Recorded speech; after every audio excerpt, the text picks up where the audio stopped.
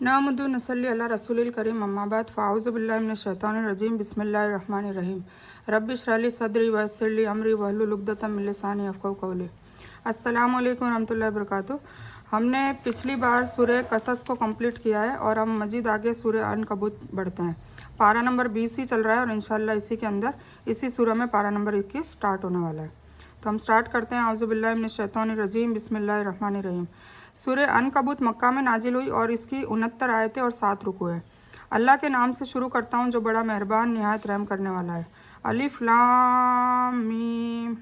क्या लोगों ने यह समझ रखा है कि उनके केवल इस कौल पर कि हम ईमान लाए हैं वे बिना इम्तिहान के लिए हुए छोड़ दिए जाएंगे, है ना। ये उन सभी लोगों के लिए जो ये कहते हैं ना कि हम तो ला इलाहा इल्लल्लाह मोहम्मद रसूलुल्लाह कलमा शरीक है और हम तो जन्नत में ही जाएंगे, दोजक में कुछ दिनों का अजाब जो हम पे आएगा वो भुगतने के बाद।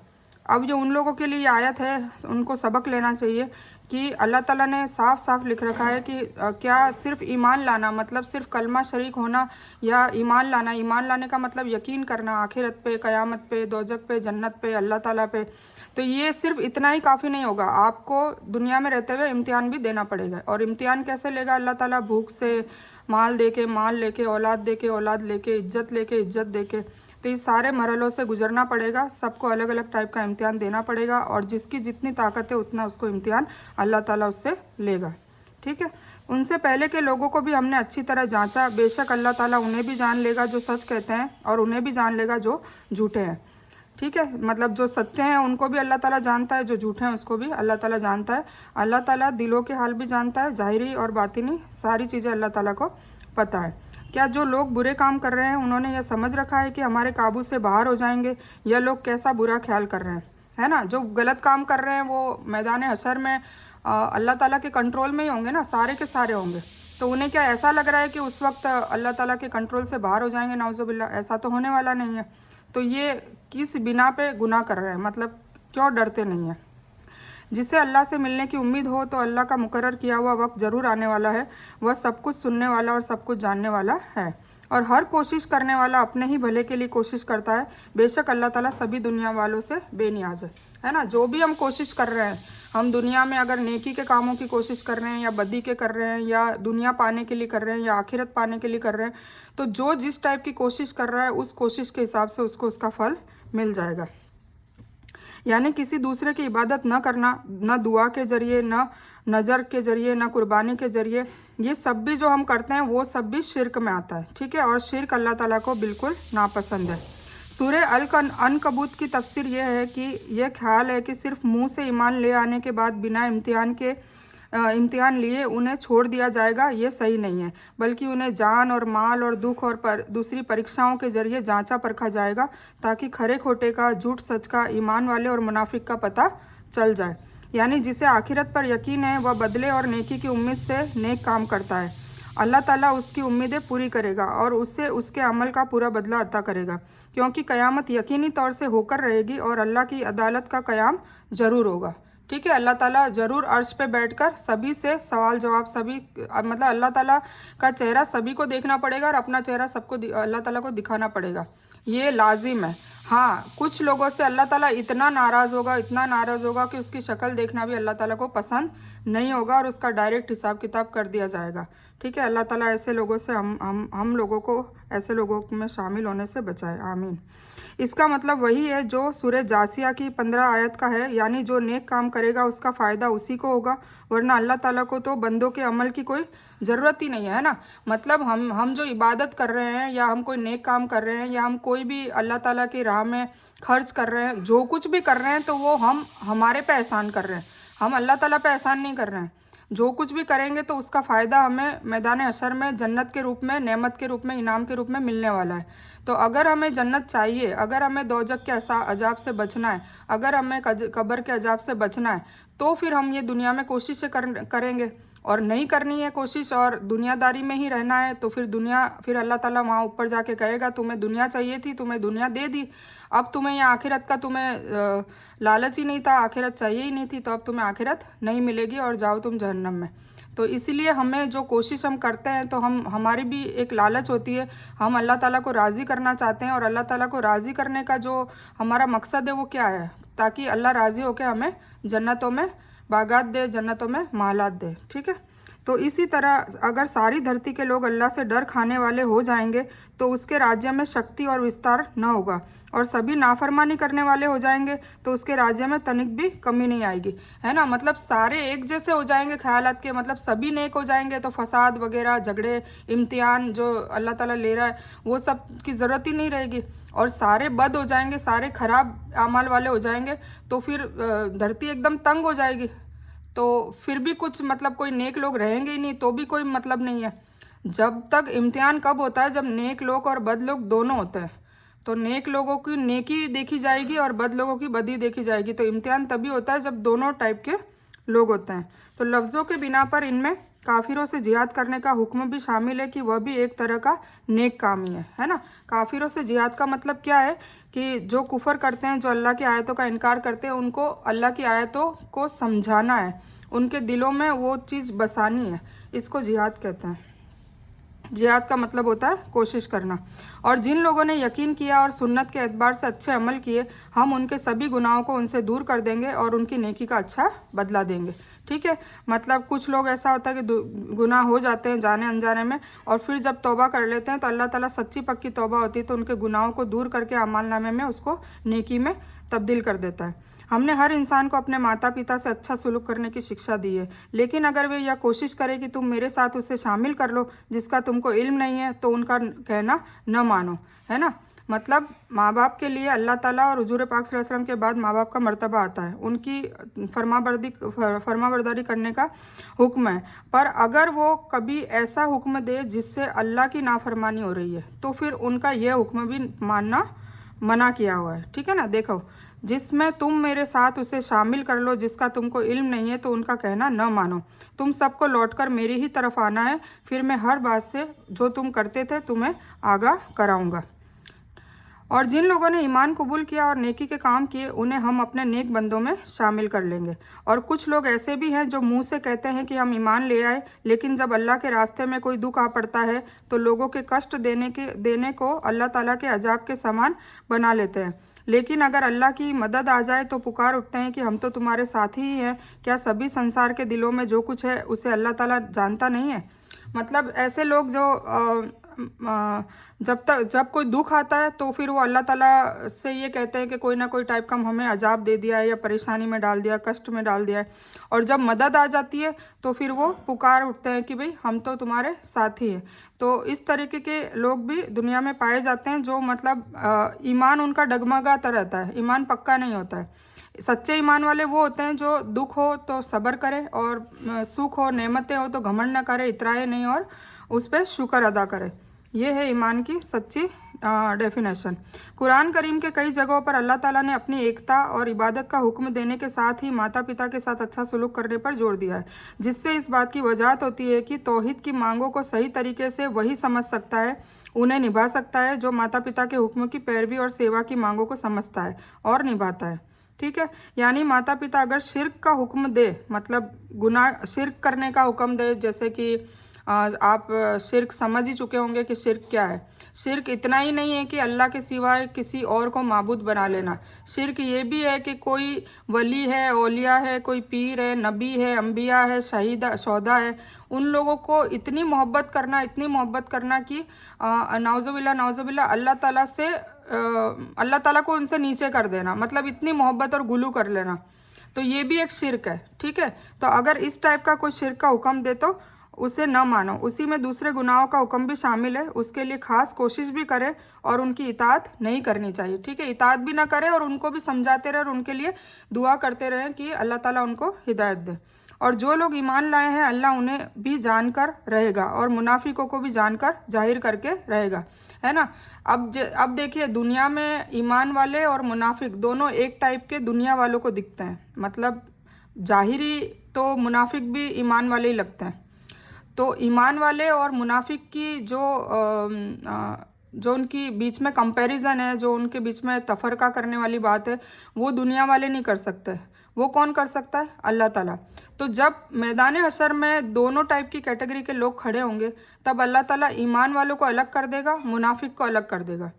ईमान वाले वो कहलाएंगे जो अंदर भी ईमान वाले हैं, दिल में भी ईमान वाले हैं, ज़ुबान पे भी ईमान वाले हैं, और बाहर जाहिरी में भी ईमान वाले हैं, और बातिनी में भी ईमान वाले हैं। और मुनाफिक कौन है? जो जाहिरी में ईमान वाला होगा पर बातिनी में वो ईमान वाला नहीं होगा। बातिनी में वो सरकशी वाला होगा और वो सिर्फ दिखावा कर रहा होगा कि वो ईमान वाला है। तो अल्लाह ताला इस तरीके से मुनाफिक और ईमान वाले को अलग अलग कर देगा। और काफिरों ने ईमान वालों से कहा कि तुम हमारे रास्ते की इत्तेबा करो, तुम्हारे गुनाह हम उठा लेंगे, जबकि वह उनके गुनाहों में से कुछ भी नहीं उठाने वाले हैं, या तो केवल झूठे हैं, है ना। मतलब ये पहले की बात है, जब कुफ़ारे मक्का जो थे वो ईमान वालों को यही कहते थे कि तुम हमारे रास्ते की इत्तेबा करो, मतलब हमारी तरह चलो, तो तुम्हारे गुनाह हम खुद ही उठवा लेंगे। तो इस तरीके से नहीं होता, और वो खुद ही झूठे थे और झूठे बातों में लोगों को फंसाते थे। हाँ, ये अपने बोझ ढो लेंगे और अपने बोझों के साथ दूसरों के बोझ भी। हाँ, अल्लाह ताला क्या कह रहा है? बल्कि ये काफिर अपने बोझ को ढोएंगे, मतलब अपने गुनाहों को ये ढोते रहेंगे, बल्कि जो दूसरों को बरखलाते हैं और उनके बरखलाने से जो दूसरे बेईमान हो जाते हैं उनके बोझ को भी इनको ढोना पड़ेगा। तो ये कितना बड़ा गुनाह पड़ेगा और कितना बड़ा उसको उसका बदला मिलेगा। जो कुछ झूठ घट रहे हैं उन सब के लिए उनसे पूछताछ होगी। ठीक है, हर चीज़ से देखे पूछताछ होगी। इसीलिए कोई दीन की बात या कोई हदीस की बात हो, कोई ऐसी बात हो जो दीन के हवाले से हो, तो हमें वो उसकी तफसीस करनी चाहिए, हमें ऐसे ही उसको आगे नहीं बढ़ाना चाहिए। कई बार क्या होता है कि हदीसें भी ज़ईफ़ होती है, तो हमें अगर नॉलेज नहीं है तो हम उसको स्प्रेड ना करें। और कई बार ऐसा होता है ना कि अल्लाह का नाम लेके या नाउज़ुबिल्लाह रसूल सल्लल्लाहु अलैहि वसल्लम का नाम लेकर कोई चीज़ बयान कर दी जाती है और वो दीन में शामिल कर दी जाती है। यही चीज़ तो बिदात कहलाती है और अल्लाह ताला इससे सख्त नफ़रत करता है। और जिसने भी बिदात शुरू करी होगी, मतलब मान लो किसी बंदे ने 150 साल पहले कोई बिदात शुरू करी है और उसको लोग अभी तक फॉलो करते आ रहे हैं और क़यामत तक फॉलो करते रहेंगे, और अगर वो दीन में बात है ही नहीं और वो बिदात है, मतलब वो दीन का रुकन ही नहीं है, तो फिर अल्लाह ताला उससे सवाल पूछेगा कि ये दीन में कहाँ लिखा हुआ है ये काम करना। ठीक है, और वो काम फिर अगर नहीं होगा तो वो न तो जवाब दे पाएगा, और जो उसके फॉलोवर होंगे वो भी उसको गालियाँ देंगे वहाँ मैदान हशर में कि तुम्हारी वजह से हम भी गुमराह हुए और तुम्हारे कहने पर हमने ये सब कुछ किया। और फिर अल्लाह ताला जिन्होंने फॉलो किया है उनसे भी पूछेगा कि तुमने इसके कहने पर फॉलो किया तो क्या तुमने मेरी कुरान नहीं पढ़ी थी, क्या तुमने हदीसों को नहीं टटोला था, मतलब हुजूर पाक सल्लल्लाहु अलैहि वसल्लम ने तुम्हें, क्योंकि हुजूर पाक सल्लल्लाहु अलैहि वसल्लम ने अपनी हयाती में वफ़ात तक वो सारी की सारी सवालों का जवाब देकर चले गए हैं, हर चीज़ का इलाज देकर चले गए हैं। तो अब हमारा फ़र्ज़ ये बनता है कि हम उसको जानें, उसको पहचानें, उसको पढ़ें, उसको पहले इल्म हासिल करने की कोशिश करें और फिर उस पर अमल पे आएँ। तो कई बातें ऐसी निकल जाती है कि जो हम हमारी बाप दादाओं से, बुज़ुर्गों से कॉपी करके हम कर रहे होते हैं, जो दीन समझ के कर रहे होते हैं, पर जब कुरान पढ़ते हैं, जब हदीस पढ़ते हैं, सुन्नत को देखते हैं, तब हमें पता चलता है कि ये तो दीन का हिस्सा है ही नहीं। तो फिर हमें उस वक्त तो दीन का हिस्सा छोड़ देना चाहिए जो है ही नहीं, है ना। ऐसी कई चीज़ें हैं, कई चीज़ें मैं आपको लिस्ट बता सकती हूँ कि ऐसी इतनी सारी चीज़ें हैं जो दीन में नहीं होते हुए भी लोग दीन समझ के उसको करते हैं। तो ये देखिए, उन लोगों के लिए ये पूरी आयत लाके खड़ी कर दी है कि हम उनको पूछेंगे कि ये चीज़ कहाँ से लेकर आए। तो सोचिए हम क्या जवाब देंगे, हमारे पास कोई जवाब होगा, कोई दलील होगी, किस दलील के बिना पर हम बताएंगे कि ये हमने दीन समझ के करा और ये बात यहाँ पर है ही नहीं। क्योंकि अल्लाह ताला तो कुरान से पूछेगा कि कुरान में बताओ कहाँ लिखा है। इसीलिए हमें कुरान को ही समझना है और कुरान की ही इत्तबा करनी है, क्योंकि कुरान हुजूर पाक सल्लल्लाहु अलैहि वसल्लम पे नाजिल हुआ और हुजूर पाक सल्लल्लाहु अलैहि वसल्लम ने 23 सालों में कुरान की ही दावत दी है।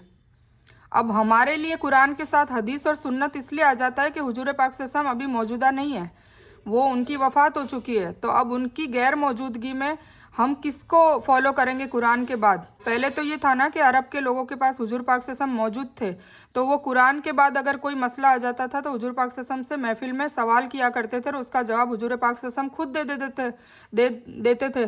पर हमारे लिए क्या है कि हम हदीस और सुन्नत से इसलिए चलेंगे कि जो कुछ हुजूर पाक सल्लल्लाहु अलैहि वसल्लम ने कहा, हदसना का मतलब होता है कहना, जो कुछ हुजूर पाक सल्लल्लाहु अलैहि वसल्लम ने कहा करने को या न करने को, वो सारी चीज़ें हदीस में आती है। तो वो हदीस हमें जानना ज़रूरी है, क्योंकि हुजूर पाक सल्लल्लाहु अलैहि वसल्लम हमारे पास मौजूद नहीं है।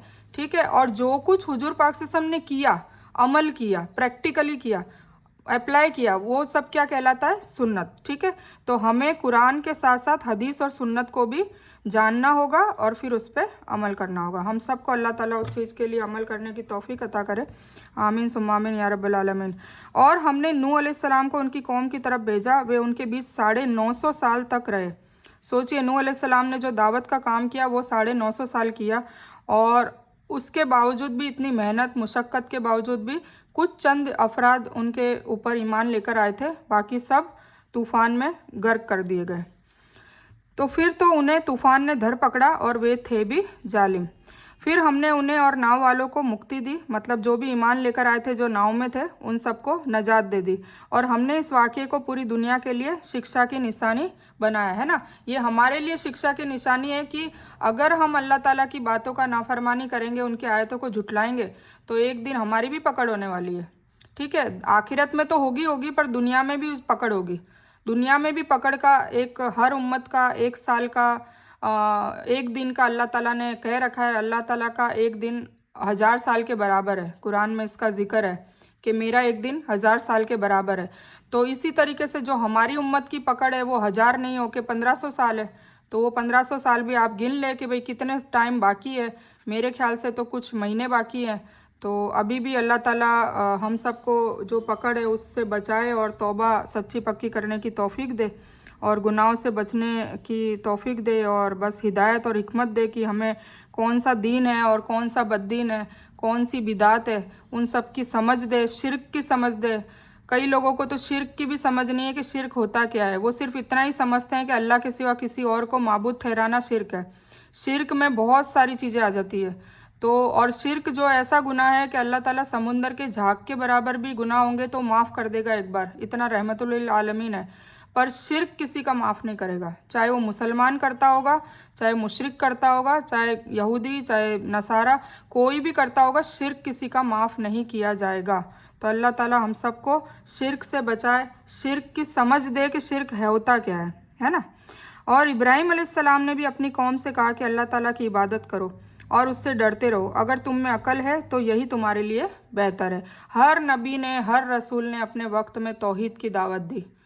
क्यों? क्योंकि ये सबसे बड़ा गुनाह इसके विपरीत है शिर्क। तौहीद से उल्टा क्या होता है? शिर्क। तो हर नबी और रसूल ने सबसे पहले अल्लाह का तारुफ कराया। अल्लाह एक है, उसी ने सारा संसार बनाया, उसी ने दुनिया बनाई, उसी ने हमारी ज़रूरतों को पूरा किया, हमें पैदा किया। हमारे अलावा कई मखलूक ऐसी है जिसको हम जानते भी नहीं हैं, उनको भी पैदा किया। तो और सारे के सारे इंसान, जिन सब के इनके अलावा जितने भी चरिंदे परिंदे, पेड़, पहाड़, नदी, तालाब, समुंदर के अंदर के जीव, और जो धरती पे चलते फिरते हैं वो जीव, और जानवर और कीड़े मकोड़े, सब के सब अल्लाह ताला की तस्बीह दिन रात करते हैं, दिन रात करते हैं। और ताज्जुब की बात यह है कि सबसे अशरफुल मखलूक़ात जो इंसान को बनाया गया है, वो इंसान क्या करता है? अल्लाह ताला की इबादत में कोताही करता है और वो दुनिया में ही रह गया है। बाकी सारे जो इंसान के अलावा की मखलूक है और जिन्नात के अलावा की, वो सब के सब अल्लाह की तस्बीह में दिन रात लगे हुए रहते हैं। आप कभी गौर कीजिए, नेचर देखिए आप, सुबह सुबह चिड़ियों को जो चहकता हुआ देखते हैं, वो चहकना क्या होता है? वो अल्लाह की तस्बीह कर रही होती है। और जो आप ऐसे सोचें, जो कभी पेड़, आपने यूट्यूब पे कभी सर्च करें कि कोई पत्थर ऐसा लग रहा होगा कि वो सजदा कर रहा होगा, और कबूतर वगैरह और ऊँट वगैरह, कभी कोई कुरान पाक की तिलावत शुरू होती है तो सजदा करने लग जाते हैं। मैंने तो ऐसे कई वीडियो देखे हैं। तो उसका आप देखें और उससे अल्लाह ताला की कुदरत का, अल्लाह ताला के कमाल का, अल्लाह ताला की मोहब्बत जो हमारे लिए है कि हमारे लिए उन्होंने क्या क्या किया है, सूरज को, चांद को, सबको पैदा किया, दिन को, रात को, है ना। तो ये सारी निशानियां जो है वो अल्लाह ताला ने हमारे लिए ही तो पैदा की है। अब हमारे लिए पैदा किए तो फिर हमें अल्लाह ताला का शुक्र अदा करना चाहिए। अब अल्लाह ताला का शुक्र अदा करने के कई तरीके हैं। 5 वक्त की नमाज़ पढ़ के 5 बार शुक्र अदा करना, फिर अल्लाह की राह में खर्च करना, अल्लाह की दूसरी मखलूक है जो हमसे कम नेमत वाली है उनकी मदद करना। तो ये सारी चीज़ें अल्लाह ताला का शुक्र अदा करने का एक तरीका है। अगर हम ऐसे करते रहेंगे तो अल्लाह ताला राज़ी होगा। ठीक है। और राज़ी भी होगा, और प्लस हमें तो इनाम देगा, हमें दुनिया में भी इनाम देगा। अल्लाह ताला कहता है मेरी राह में 1 रुपया खर्च करो, मैं 10 रुपये का वादा करता हूँ। और अल्लाह ताला कभी मजाक भी नहीं करता, जो उसने कह दिया कुन तो फयकुन वो होके रहता है। अब इसका मतलब है कि अल्लाह ताला सुख और दुख देकर इम्तिहान लेगा, ताकि मुनाफिकों और ईमान वालों में फ़र्क वाजे हो जाए। जो दोनों हालतों में अल्लाह के हुक्म की पैरवी करेगा वह ईमान वाला है। जो केवल खुशी और सुख में आज्ञा पालन करेगा तो इसका मतलब यह है कि वह केवल अपने मतलब को पूरा करने का ताबे है, अल्लाह का नहीं। यानी यह कुफ्र के अगुवा और बेदीन प्रचारक अपना ही बोझ नहीं उठाएंगे, बल्कि उन लोगों का भी बोझ उठाएंगे, उनके गुनाहों का भी बोझ उठाएंगे जो उन पर ही होगा, क्योंकि उनकी कोशिशों की वजह से वो लोग गुमराह हुए थे। सोचिए, इसीलिए हमें बचना चाहिए बहुत ज़्यादा कि कहीं हम किसी को किसी गुनाह पे तो नहीं बरखला रहे, है ना। एक आदत मैं बता दूं, कई लोगों की होती है कि अगर कोई बंदा अपने गुनाहों को छोड़ के ईमान पे आ गया है, दीन पे आ गया है, तो उसकी मजाकें उड़ाते हैं कि अब ये मौलवी बन गया है, पहले तो इसको मैंने डांस करते देखा था, पहले तो मैंने इसको ये गुनाह करते देखा था, पहले तो ये चोरी भी करता था, अब दाढ़ी बढ़ा ली, अब मौलवी बन गया है, या लड़की के लिए कि अब आलिमा बन गई है। तो उसको छेड़ते रहते हैं, छेड़ते रहते हैं। तो कई बार क्या होता है कि वो वापस, उसको इतनी मायूसी हो जाती है, अंदर अंदर दिल में ठेस पहुंचती है, तो वो वापस उस गुनाह पे आ जाता है। तो सोचिए, वो जिसने मजाक किया था और जिसकी वजह से वो वापस गुनाह में आया है, तो वो सारे गुनाहों का बोझ उस पर आएगा जिसने बरखलाया है।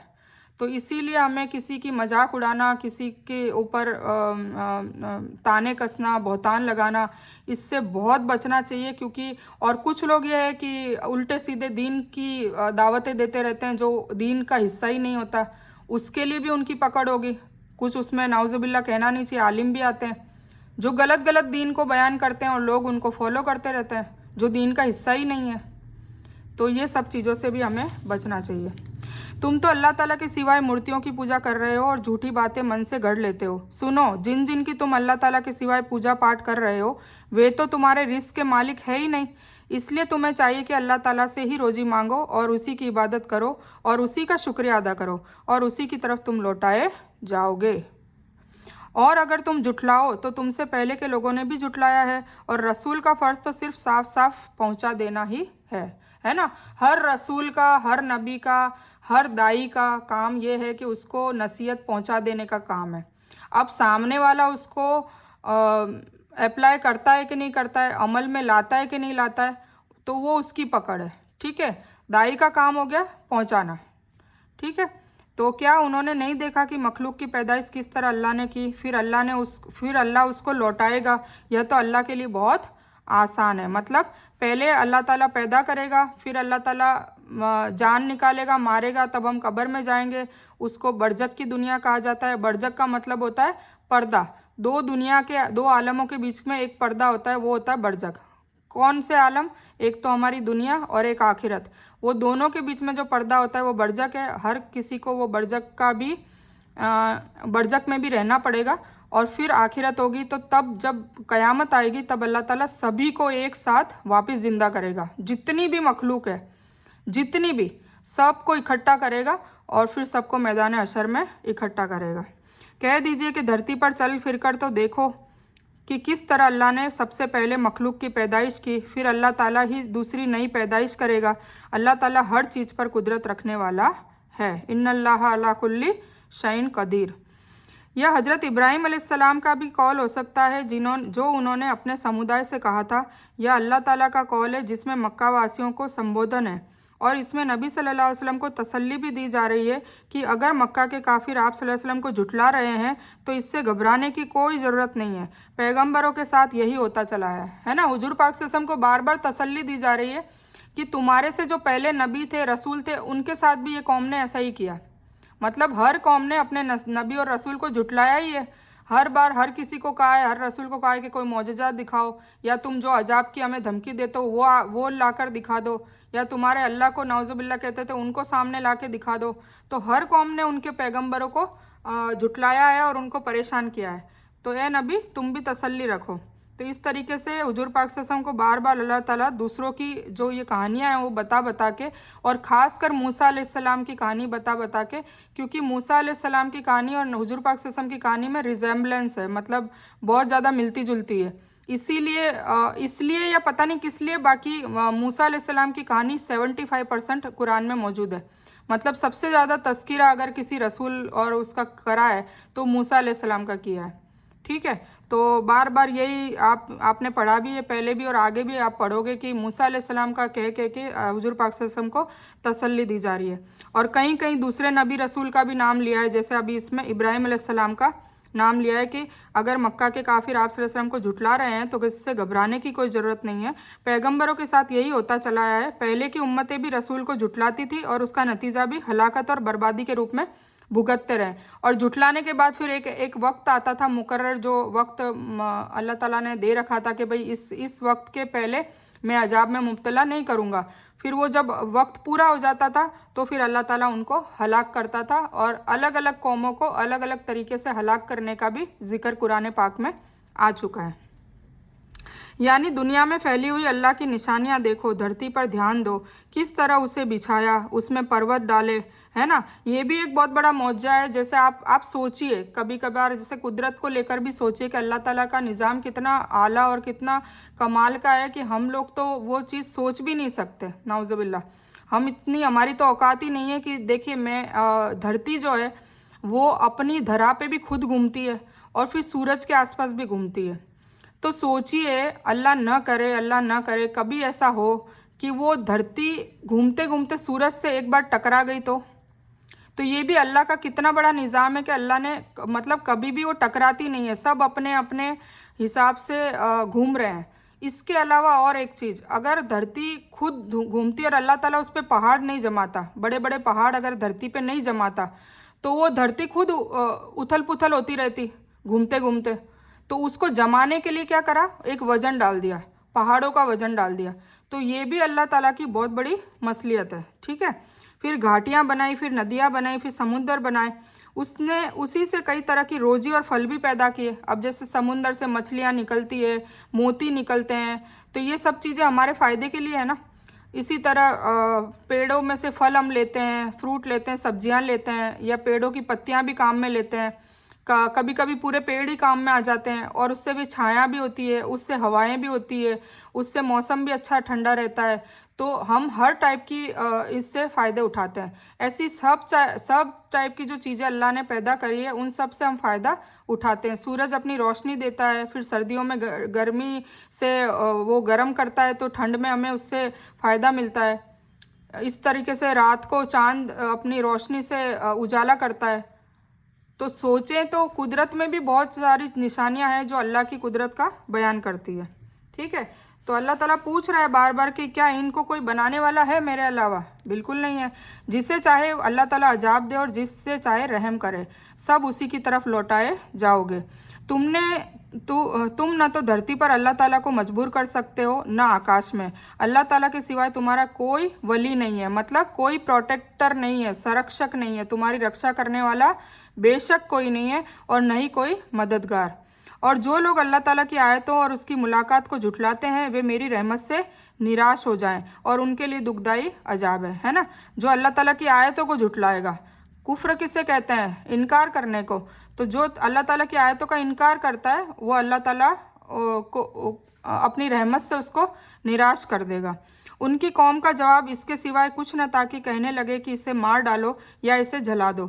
आखिरकार अल्लाह ताला ने उन्हें आग से बचा लिया। इसमें ईमान वालों के लिए बहुत सी निशानियां हैं। देखिए, अगर हम दीन का काम करते हैं, कोई अच्छा काम करते हैं, तो उसमें हम सब्र भी करते हैं, और अगर कोई मुश्किलात आ जाती है तो अल्लाह ताला बेशक दाई को हमेशा बचाएगा। हर लोगों से, लोगों के फितनों से, लोगों की दुश्मनियों से अल्लाह ताला खुद ब खुद बचाएगा। इसलिए दाई को कभी डरने की ज़रूरत नहीं है, अगर वो हक की दावत दे रहा है तो। अगर दाई हक की दावत नहीं दे रहा है तो फिर वो अपने बवाल में खुद ही पड़ेगा। तो इब्राहिम अलैहिस्सलाम के लिए भी यही हुआ कि जब उन्होंने तौहीद की दावत दी, और आपने पूरी स्टोरी सुनी होगी, मैंने डाल रखी है, तो उसमें फिर क्या होता है, लास्ट में जो नमरूद होता है वो क्या करता है, अल्लाह उनको जलाने की कोशिश करता है, क्योंकि वो तौहीद की दावत दे रहे होते हैं, और उन लोगों को अपनी मूर्तियों को पूजने का होता है कि हम तो अपने बाप दादा से ही करने आए होते। तो जैसे ही वो आग में डालते हैं तो आग ठंडी हो जाती है, और अल्लाह ताला आग को हुक्म देता है कि तू इब्राहिम के लिए ठंडी हो जा। और इस तरीके से अल्लाह ताला हमें भी निशानियां बता रहा है कि अगर कोई नेक काम करेंगे, अगर कोई हक के ऊपर चलेंगे तो अल्लाह ताला किस तरीके से हमें बचाता है। और आप अपनी लाइफ को भी अगर गौर से देखें और अपना पास्ट देखें तो आपको भी फील होगा कि अल्लाह ताला ने कई बार आपको अलग अलग अजाबों से बचाया है। तो अल्लाह का शुक्रिया अदा करते रहें और बस अल्लाह की राह में चलते रहें। हज़रत इब्राहीम अलैहिस्सलाम ने कहा कि तुमने जिन मूर्तियों की पूजा अल्लाह के सिवाय की है उन्हें तुमने अपनी दुनियावी दोस्ती का सबब बना लिया है। तुम सब क़यामत के दिन एक दूसरे से इनकार करने लगोगे और एक दूसरे को धिक्कारने लगोगे और तुम सबका ठिकाना नरक में होगा और तुम्हारी कोई मदद करने वाला न होगा। ये है शिर्क का अंजाम। अल्लाह ताला ही रहमत दुनिया में आम लोगों के लिए है, जिससे काफिर और ईमान वाले, छली और मक्कार, अच्छे और बुरे सभी आम तौर से फ़ायदा उठा रहे हैं। अल्लाह ताला सभी को दुनिया के सुख और धन धान्य अता कर रहा है। यह अल्लाह ताला की रहमत की वह तफसील है जिसे अल्लाह ताला ने दूसरी जगह पर भी फरमाया है कि मेरी रहमत ने हर चीज़ को घेर लिया है। मतलब दुनिया में अल्लाह ताला चाहे वो मक्कार हो, चाहे गद्दार हो, चाहे अच्छा हो, चाहे बुरा हो, चाहे ईमान वाला हो, चाहे काफिर हो, चाहे मुशरिक हो, चाहे मुनाफिक हो, अल्लाह ताला ने दुनिया में तो सबके लिए रहमत आम कर रखी है। मतलब आप देखते होंगे ना कि कोई जलील गद्दार ऐसा भी होगा, उसको भी धन दौलत दे रखी होगी, शोहरत दे रखी होगी, बल्कि ईमान वालों से ज़्यादा बेईमान लोगों को ये सब मर्तबा हासिल है। फिरौन को, नमरूद को, कारून को, सबको धन दौलत दे रखी थी। तो ये क्यों? क्योंकि अल्लाह ताला ने कहा कि रहमत मेरी दुनिया में तो सबके लिए, सूरज की रोशनी भी वो सबको दे रहा है, जो अल्लाह ताला को मान रहा है उसको भी दे रहा है, जो अल्लाह ताला को नहीं मान रहा उसको भी दे रहा है ना। तो दुनिया में तो अल्लाह ताला सबके लिए सेम है, इसीलिए उन्होंने अपने आप को रहमान कहा है कि मैं रहमान हूँ सबके लिए। पर जब क़यामत आ जाएगी, आखिरत का जब फैसला होगा, तब अल्लाह ताला सिर्फ नेक लोगों को ही इनाम देगा, बद लोगों को उनको हिस्सा नहीं मिलेगा। उनको कहा जाएगा कि तुमको दुनिया में हमने बहुत कुछ दे दिया, अब यहाँ पर तुम्हें कुछ भी नहीं मिलेगा। लेकिन आखिरत चूँकि बदला देने की जगह है, इसलिए वहाँ मामला दूसरा होगा। तो हज़रत इब्राहीम अलैहिस्सलाम पर हज़रत लूत अलैहिस्सलाम ईमान लाए और कहने लगे कि मैं अपने रब की तरफ हिजरत करने वाला हूँ, वह बड़ा गालिब और हिकमत वाला है। और हमने उसे इब्राहीम को इसहाक और याकूब अता किए और हमने नबूवत को और किताब उनकी औलाद में ही कर दी और हमने दुनिया में भी उसे अच्छा बदला दिया और आखिरत में तो वह परहेजगारों में से है। सोचिए इब्राहीम अलैहिस्सलाम के साथ, मतलब इब्राहीम अलैहिस्सलाम को जो आपने स्टोरी आप देख लीजिएगा जिसने नहीं देखी है, इब्राहीम अलैहिस्सलाम के साथ अल्लाह ताला ने बहुत ज़्यादा इम्तिहान लिए, इम्तिहान भी बहुत लिए। ऐसी बात नहीं है कि बस आसानी से गुजर गए, उनके साथ शुरू से इम्तिहान हुए और हर इम्तिहान में वो 100% पास हुए। तब जाके फिर उनको इनाम कैसा मिला कि उनको दुनिया में भी नवाजा, मतलब उनको औलादे जो दी वो सारे नबी रसूल, उनकी नस्लों में से रसूल और नबियों को निकाला। और है तो सभी उनकी औलाद में से ना, जैसे इस्माइल अलैहिस्सलाम की नस्ल में से हुजूर पाक सल्लल्लाहु अलैहि वसल्लम को पैदा किया, तो वो भी तो उन्हीं की औलाद में आ गए। और इसराइल अलैहिस्सलाम जो याकूब अलैहिस्सलाम है, उनकी नस्लों में से भी सारे नबी और रसूलों को निकाला, किताबें भी उन पे नाजिल हुई। तो कितना बड़ा इनाम दिया अल्लाह ताला ने दुनिया में भी, और आखिरत में तो खैर वो है ही, वो परहेजगारों में से ही होंगे। ठीक है, तो इस तरीके से हमें भी अगर अल्लाह ताला के इम्तिहान में हम पास हो गए तो अल्लाह ताला हमें हमारी दुनिया भी अच्छी कर देगा और आखिरत भी अच्छी करेगा। तो ये इब्राहीम अलैहिस्सलाम का जो एग्ज़ाम्पल है वो बहुत सटीक है और इसके हिसाब से हमें अपने आप को रखना चाहिए। ठीक है, और हज़रत लूत अलैहिस्सलाम की भी चर्चा करो। अब लूत अलैहिस्सलाम की कहानी आई कि जबकि उन्होंने अपनी कौम से कहा कि तुम तो उस बेहयाई पर उतर आए हो जिसे तुमसे पहले पूरी दुनिया में किसी ने भी नहीं किया। मतलब लूत अलैहिस्सलाम की कौम जो थी, उन्होंने तो इतनी बदकारी करी है कि वो आपस में जेंट्स और लेडीज़ का उनका रिश्ता रहता था, इतनी गंदी उन्होंने हरकत करी थी। तो इसका जो भुगतान है फिर उनके साथ बहुत ही बदतरीन तरीके से उनका फिर अजाब आया था कि उनकी पूरी धरती को जिब्राइल अलैहिस्सलाम ने एक पंजे पर उठा के, अपने पर पे उठा के उल्टा पटक दिया था। और फिर उसके बाद पत्थरों की बारिश थी। और सोचिए हर पत्थर पर हर इंसान जो जिसको वो लगने वाला है उस पर उसका नाम था। तो कितना गंदा गुनाह है, और ये गुनाह हमारी उम्मत में आम हो रहा है। और आम तो हो ही रहा है, बेशर्मी से यूट्यूब पे भी लोग डालते हैं, धड़ल्ले से डालते हैं और उन्हें कोई परवाह नहीं है। और उनको देख देख के और लोग भी इससे मतलब फ़ायदा उठा रहे हैं और उनको जोश आता है कि हम भी कर सकते हैं और करेंगे, तो उन लोगों का वबाल भी उन लोगों पे आता है। तो सोचिए कितना वाहियात और गंदा ये गुनाह है। क्या तुम मर्दों के पास कुकर्म के लिए आते हो और रास्ता बंद करते हो, अपनी मजलिसों में बेशर्मी का काम करते हो? और उसके जवाब में उसकी कौम ने इसके सिवाय कुछ नहीं कहा कि बस जा, अगर तू सच्चा है और पाक है तू तू जा, हमारे पास अल्लाह का तू अजाब ले आ। बोलो ऐसे, मतलब एक तो चोरी और सीना चोरी, मतलब हम गुनाह कर रहे हैं और करते रहेंगे, और अगर तू अजाब की हमें धमकी दे रहा है तो लूत अलैहिस्सलाम को क्या कहते थे कि वो अजाब ले आ। तो हज़रत लूत अलैहिस्सलाम ने फिर दुआ की कि रब इस फसादी कौम पर मेरी मदद कर। और जब हमारे भेजे हुए फरिश्ते इब्राहिम अलैहिस्सलाम के पास खुशखबरी लेकर पहुँचे, कहने लगे कि हम इस बस्ती को नाश करने वाले हैं, बेशक यहाँ के निवासी जालिम हैं। फिर जब फरिश्ते आते हैं लूत अलैहिस्सलाम की बस्ती पर अजाब डालने, तो वो पहले इब्राहिम अलैहिस्सलाम के घर जाते हैं और उनको बच्चा होने की खुशखबरी देकर आते हैं। ठीक है, इसहाक अलैहिस्सलाम की खुशखबरी देने आते हैं, और इसहाक अलैहिस्सलाम के साथ याकूब अलैहिस्सलाम की भी खुशखबरी दे देते हैं। मतलब बेटा होगा, जवानी पर जाएगा और उससे पोता भी होगा, मतलब याकूब अलैहिस्सलाम। तो एक को तो खुशखबरी दे के आ रहे हैं, और दूसरे जो नबी हैं लूत अलैहिस्सलाम, उनकी बस्ती को अजाब देने आ रहे हैं। अब हज़रत इब्राहिम अलैहिस्सलाम ने कहा कि उसमें तो लूत भी है, मतलब इब्राहिम अलैहिस्सलाम घबरा गए कि लूत भी है, मतलब मेरा भतीजा। तो फरिश्तों ने कहा कि यहाँ जो है हम उन्हें अच्छी तरह जानते हैं, मतलब फरिश्तों ने कहा हम सबको जानते हैं कौन सही है कौन गलत है, जो सही होगा वो निकाल दिया जाएगा उस बस्ती से, और हमेशा ही निकाला गया है। तो लूत और उसके परिवार के सिवाय, मतलब उसकी बीवी को छोड़ के, बीवी भी उनमें ही शामिल थी, इसलिए बीवी भी उनके साथ अजाब में शामिल हुई। बेशक वह औरत पीछे रह जाने वालों में से है ना।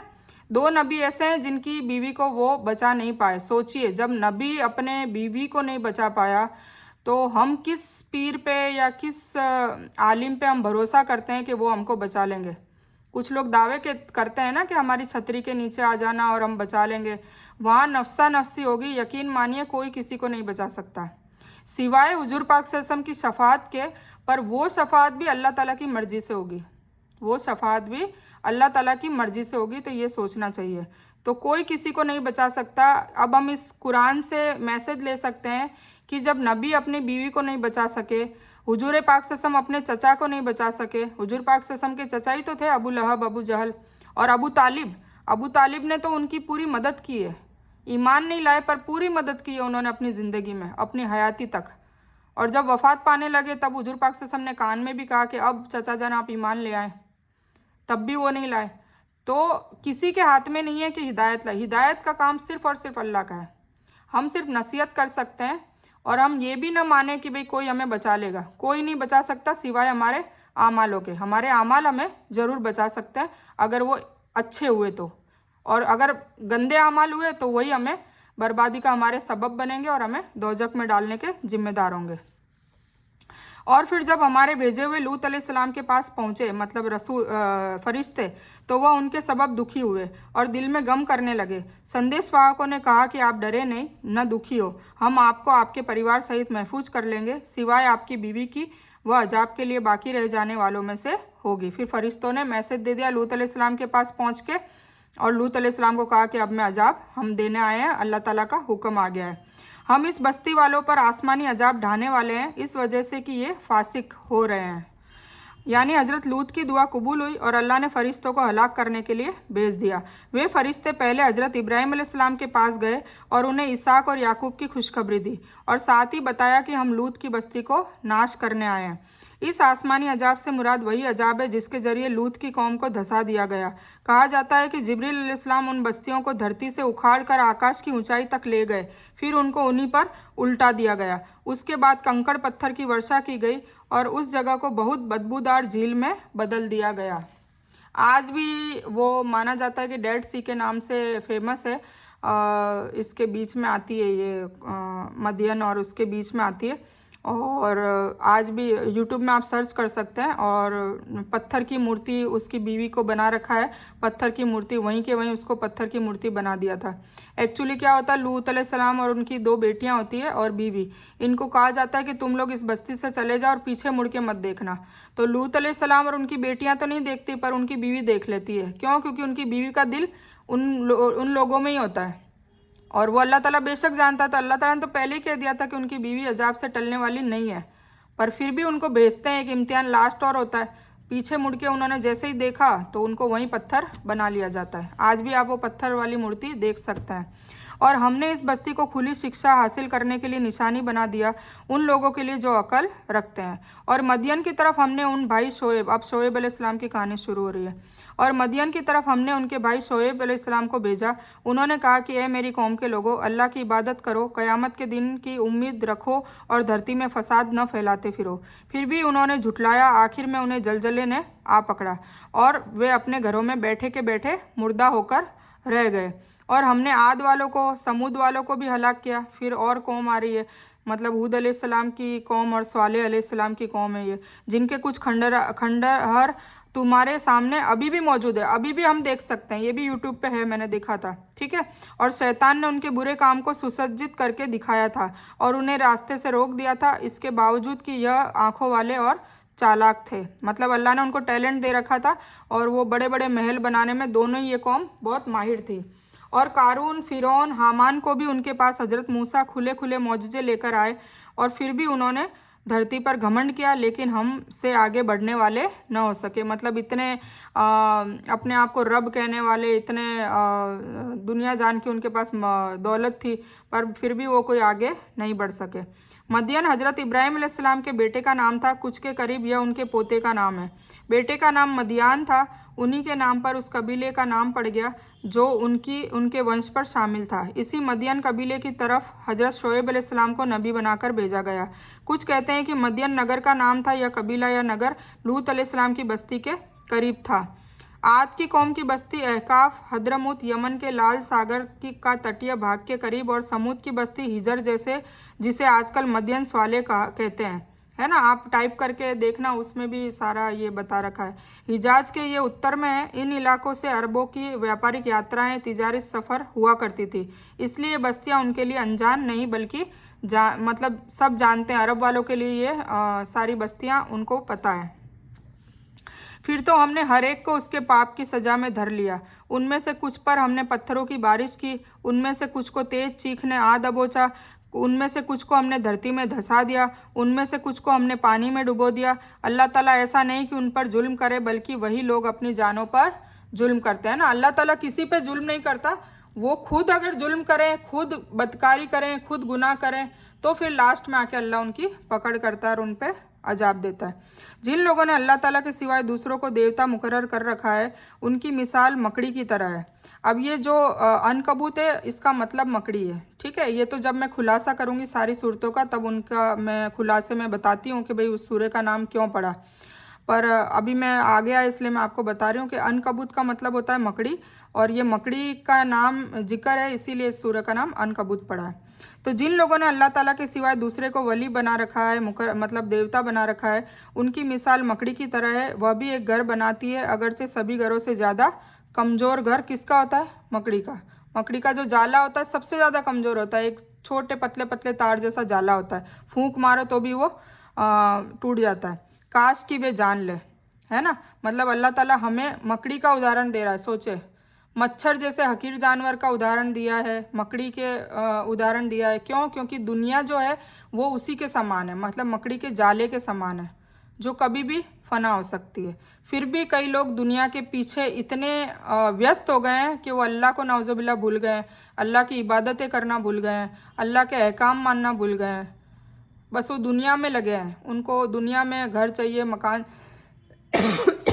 गाड़ी बंगला, ऐशो आराम, वो उसको पाने के लिए इतने बिज़ी हो गए हैं कि उनको अल्लाह और अल्लाह की इबादत और अल्लाह के अहकामों का होश ही नहीं है। यह आद की कौम थी जिस पर तेज चीख और हवाओं का अजाब आया। ये हवाएं धरती से कंकरियां उड़ाकर उन पर बरसाती। आखिर में उनकी तेज़ी इतनी बढ़ी कि उन्हें उड़ाकर आकाश तक ले जाती और उनके सिर के बल दे मारती, नाउज़ुबिल्लाह, जिससे उनके सिर अलग और धड़ अलग हो जाते, जैसे कि खजूर के खोखले तने। या अल्लाह, हम सबको ऐसे अजाब से बचाना। यह हज़रत स्वाले की कौम समूद है। ये सबका अलग अलग बताया है, ठीक है। हज़रत स्वाले की कौम समूद है, मैंने बताया था ना। आद वाले कौन है? हूद अलैहिस्सलाम की कौम, और समूद वाले हैं स्वाले अलैहिस्सलाम की कौम। जिन्हें उनके कहने पर पत्थर की एक चट्टान से ऊँटनी निकाल कर दिखाई गई। उनके लिए तो मौजज़ा भी दिखाया था अल्लाह ताला ने, लेकिन उन जालिमों ने ईमान न लाने के बजाय उस ऊँटनी को ही मार डाला, जिसके 3 दिन के बाद उन पर तेज चीख का अजाब आया और जिसने उनकी आवाज़ और चाल को शांत कर दिया, मतलब सबको मार दिया। फिर यह कारून है जिसे दौलत के खजाने अता किए गए थे, लेकिन यह इस घमंड में मगन हो गया कि वह धन धान्य इस बात का सबूत है कि मैं अल्लाह के यहाँ सम्मानित हूँ, मतलब मुझे दौलत इसलिए दी है क्योंकि अल्लाह मुझे पसंद करता है और मैं आदरणीय हूँ, बहुत ज़्यादा इज्जत वाला हूँ। मुझे मूसा की बात को कबूल करने की क्या ज़रूरत है, मतलब मूसा अलैहिस्सलाम की बात को और दावत को ठुकराया, इसीलिए उसे उसके खजानों और महलों सहित ही धरती में धंसा दिया, महल तक अंदर ज़मीन के अंदर डाल दिया, गड़ा दिया। फिर फ़िरौन की बात आती है। यह फ़िरौन है जो मिस्र देश का राजा था, लेकिन हद से तजावुज़ करके अपने आप को भगवान अल्लाह कहता था, नाउज़ुबिल्लाह, और इसका ऐलान भी कर दिया था। हज़रत मूसा अलैहिस्सलाम पर ईमान लाने से और उनकी कौम इसराइल की औलाद को, जिसको उसने गुलाम बना रखा था, आज़ाद करने से इनकार कर दिया। आखिर में एक सुबह उसको उसकी पूरी सेना सहित लाल सागर में डुबो दिया। कुलजुम नाम का सागर था, उसमें डुबो दिया। ये सागर भी आप, इसका भी आप देखना चाहो तो आप देख सकते हो यूट्यूब में। यानी फिर मकड़ी के जाले की बारी बताई है। यानी जिस तरह मकड़ी का जाला बहुत कमज़ोर और अस्थायी होता है, मतलब उसका 2 दिन 3 दिन कितने दिन रहे वो भी पता नहीं है, हाथ के जरा से इशारे से वह नष्ट हो जाता है, ख़त्म हो जाता है। अल्लाह के सिवाय दूसरों को अपना वली और मददगार समझना भी बिल्कुल उसी तरह है, क्योंकि वो लोग वहाँ पे मैदान अशर में साथ देने की जगह उल्टे ऑपोजिट हो जाएंगे कि हमने कब कहा था कि हमारी पूजा पाठ करो। यानी कमज़ोर और बेकार है, क्योंकि वे भी किसी काम नहीं आ सकते, इसलिए अल्लाह के सिवाय दूसरों के सहारे भी मकड़ी के जाले के समान कमज़ोर और बेकार हैं। अगर यह मजबूत और फ़ायदेमंद होते तो यह देवता पहले ही उम्मतों को बचा लेते, लेकिन दुनिया ने देख लिया है कि वे उन्हें नहीं बचा सके। इतनी उम्मतों को हलाक किया है ना, तो उनकी मूर्ति और जो भी उनके उपासक थे वो बचा सकते थे, तो किसी को कोई बचा नहीं पाया, सब हलाक हुए हैं। कितनी कौमों को हलाक किया है सोचिए। अल्लाह ताला उन सभी चीज़ों को जानता है जिन्हें वह उसके सिवाय पुकार रहे हैं, और वह बड़ा ज़बरदस्त और हकीम है। और हम इन मिसालों को लोगों के लिए बयान कर रहे हैं और इन्हें केवल इल्म वाले ही समझते हैं। अल्लाह ताला ने आकाशों और धरती को हक और सच के साथ पैदा किया है। ईमान वालों के लिए इसमें बड़ी भारी निशानी है। जो किताब आपकी तरफ वही की गई है उसे पढ़िए और नमाज कायम कीजिए और पाबंदी से पढ़िए। बेशक नमाज बेहयाई और बुराई से रोकती है, और बेशक अल्लाह का जिक्र बहुत बड़ी बात है। तुम जो कुछ कर रहे हो अल्लाह ताला उसे जानता है ना। क्या क्या कहने को कहा है, किताब जो वही है तो उसे कुरान को पढ़ने को कहा है ना। अब हम आगे पढ़ते हैं। इस इल्म से मुराद अल्लाह का और उसे धार्मिक विद्वानों का और उन आयतों का, दलीलों का इल्म है जिन पर ख्याल और सोच फिक्र करने से इंसान को अल्लाह का इल्म हासिल होता है और हिदायत का रास्ता वाज़े हो जाता है। कुरान करीम की तिलावत के कई मकसद है।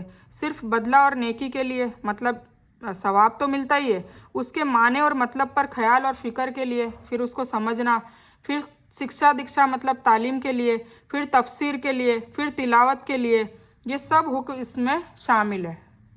आ गया ना। मतलब सिर्फ कुरान को अरबी में पढ़ना ही अल्लाह ताला का हुक्म नहीं है, उसको समझ के पढ़ना, उस पर अमल करना, लोगों को बताना, तालीम करना, तालीम करवाना, सीखना, सिखाना, ये सब उसके हुक्म में शामिल है।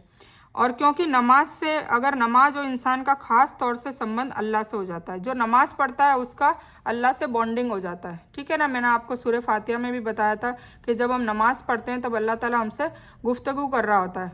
तो नमाज जो ऐसा रुकन अल्लाह ताला ने इतना बड़ी नेमत दे दी है हमें कि अल्लाह ताला से डायरेक्ट कनेक्शन करने का जरिया क्या है, नमाज। तो जिससे इंसान को अल्लाह ताला की मदद हासिल होती है, जो ज़िंदगी के हर मोड़ पर उसकी मजबूती और स्थिरता का सबब और हिदायत का जरिया साबित होती है। यानी बेहयाई और नमाज किस किस से बचाती है, यानी बेहयाई और बुराई से रोकने का जरिया बनती है। जिस तरह दवाओं के कई असर हैं और कहा जाता है कि फ़ला दवाई फ़ला रोग को रोकती है, और हकीकत में ऐसा होता है, लेकिन कब, जब 2 बातों का ध्यान में रखा जाए। एक तो दवाई को तरीके से उस नियम और शर्त के साथ इस्तेमाल किया जाए, है ना।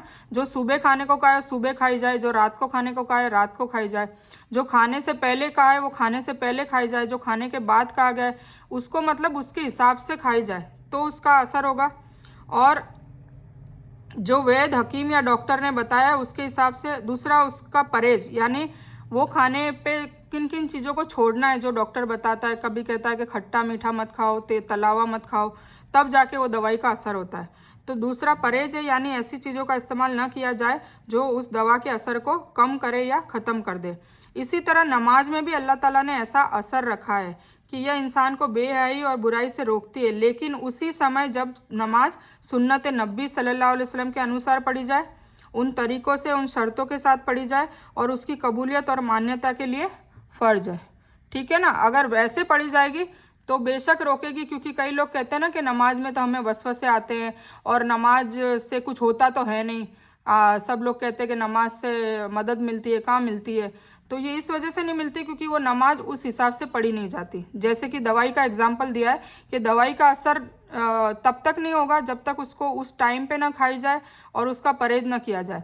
इसी तरह नमाजों का असर कब होना शुरू हो जाएगा, जब तक उसको खुशू और खुजू से ना पढ़ा जाए और सुन्नत नबी सल्लल्लाहु अलैहि वसल्लम के तरीके से ना पढ़ा जाए। ठीक है। और अहले किताब के साथ बहुत अच्छी तरीके से वाद विवाद करो, सिवाय उनके साथ जो उनमें जालिम है, और साफ ऐलान कर दो कि हमारा तो उस किताब पर ईमान उस किताब पर भी ईमान है, मतलब अहले किताब वाली जो तौरेत है, इंजील है, उन सब पर भी जो हम पर नाजिल की गई है, और उस पर भी, और कुरान पर भी हमारा ईमान है। ठीक है। हमारा तुम्हारा रब एक ही है, बेशक एक ही है, हम सब उसी के फरमाबरदार है, और हमने उसी तरह आपकी तरफ अपनी किताब नाजिल की है। इसलिए जिन्हें हमने किताब अता की है वे उस पर ईमान लाते हैं, और उनमें से कुछ पर ईमान रखते हैं, और हमारी आयतों का इनकार केवल काफिर ही करते हैं। और इससे पहले तो आप कोई किताब पढ़ते न थे और न किसी किताब को अपने हाथ से लिखते थे।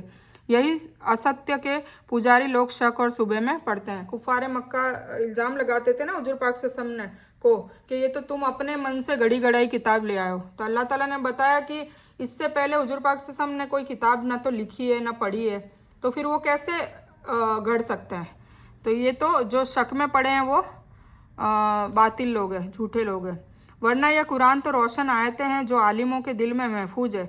हमारी आयतों को इनकार करने वाला सिवाय जालिमों के दूसरा नहीं हो सकता। और उन्होंने कहा कि इस पर कुछ निशानियां इसके रब की तरफ से क्यों नहीं उतारी गई। कह दीजिए निशानियां तो सभी अल्लाह के पास है, मेरी हैसियत तो केवल वाज़े तौर से सचेत कर देने वाले की है ना। निशानियां वगैरह जो तुम कुछ वो मांग रहे हो सब अल्लाह के पास है, मेरा काम तो सिर्फ नसीहत देना है। ये हुजूर पाक सल्लल्लाहु अलैहि वसल्लम को कहा जा रहा है, इसलिए कि वे आलिम और अक्लमंद है, बात को समझने की योग्यता और क्षमता रखते हैं। इस वजह से उनसे बहस और बातचीत में सख्ती और तेजी मुनासिब नहीं है।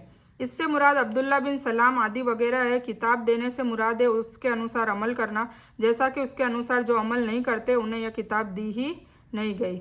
यानी कुरान मजीद के हाफिजों, मतलब गैब याद करने वालों के दिल में है।